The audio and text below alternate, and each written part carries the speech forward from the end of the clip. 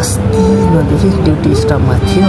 आज फाइनल्ली हामीलाई छुट्याएर अर्को ठाउँ लाँदैछ कोही साथीहरू।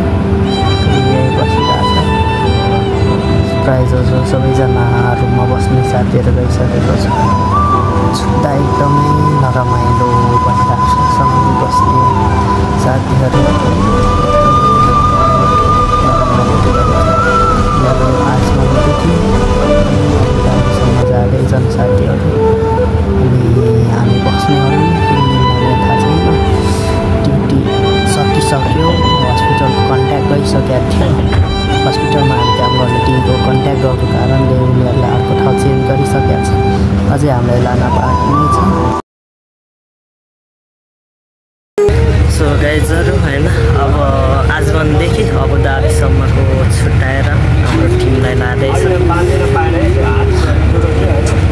जाने टिमहरू एकदमै दुःख लागिरहेछ। सबै साथीहरूसँग छुट्दै गर्दा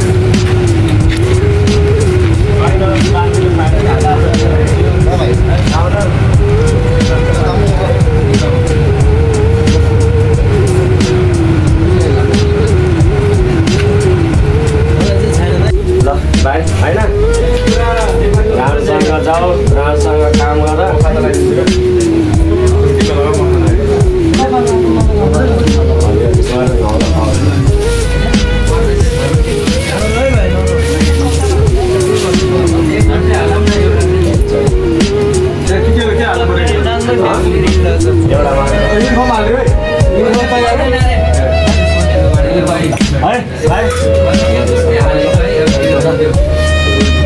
टाउनलाई चाहिँ रातै भनेर पढाउने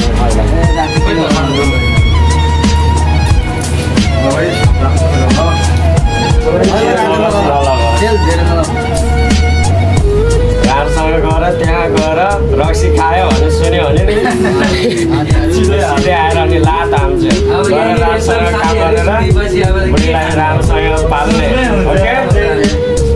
या फेरि राम्रोसँग गएर काम गर्ने। ल दुइटै किन लानु? एउटा अझै छ त मान्छेहरू।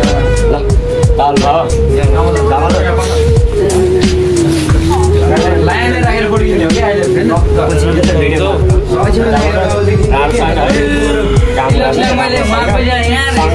किन जाने बेलामा एक दिन भेट भइन्छ होइन।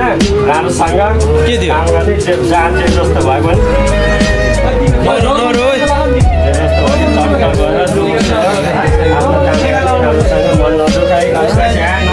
नबिर्सिनु है।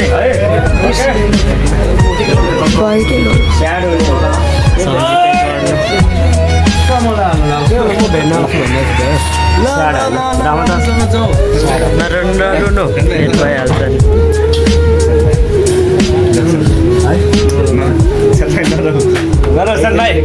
दाइ छ त यहाँ दाइ आउँछ है के छोड जाऊ, नयाँ ठाउँमा जाऊ। दाइले नबिर्स है कहिले है। राम्रोसँग जाऊ, क्याब निकाल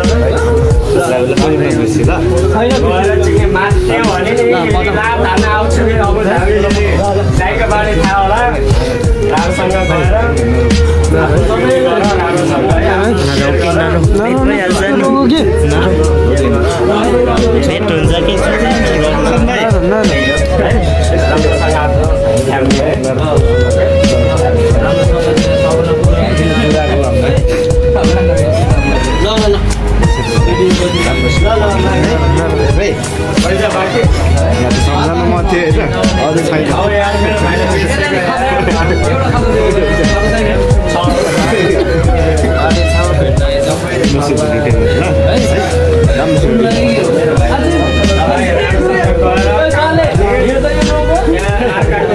पछाडि लगाएर अर्काको त्यो चक्करमा लगाएर घुम्ने होइन।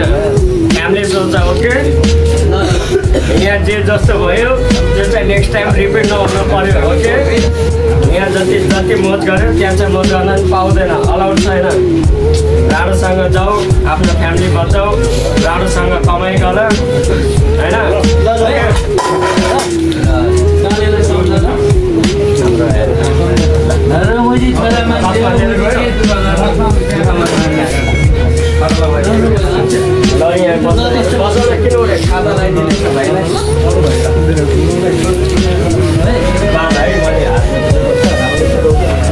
अरू कोही बाँकी छ हो